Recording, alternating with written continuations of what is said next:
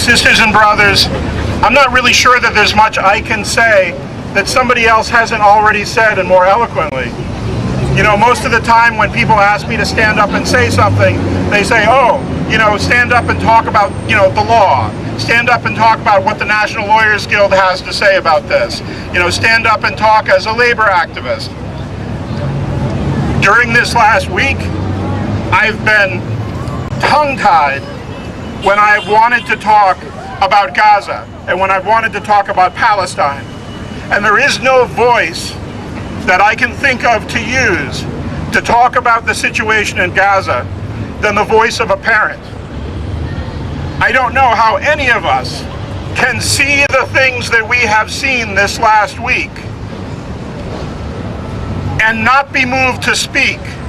I don't know any parent that can imagine the horror of their children going out to play on the beach and being slaughtered intentionally by precision weapons.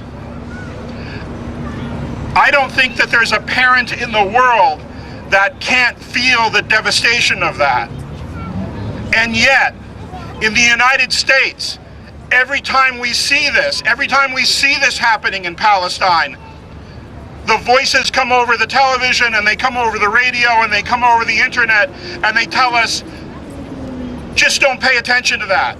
Just don't feel what you're feeling. And they distract us with their reality shows, and they distract us with their fake violence and their video games. And the real violence that we're being faced with, the real violence that we can see now with our own eyes, the incredibly horrific violence. It's not just Israel that's doing this. The United States government is funding it. The United States government is funding the slaughter of children.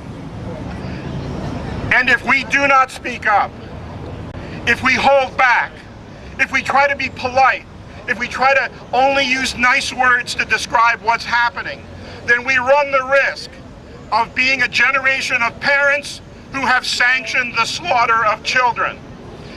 And we cannot do that. We cannot, as human beings and as parents, we cannot be silent another instant. Thank you.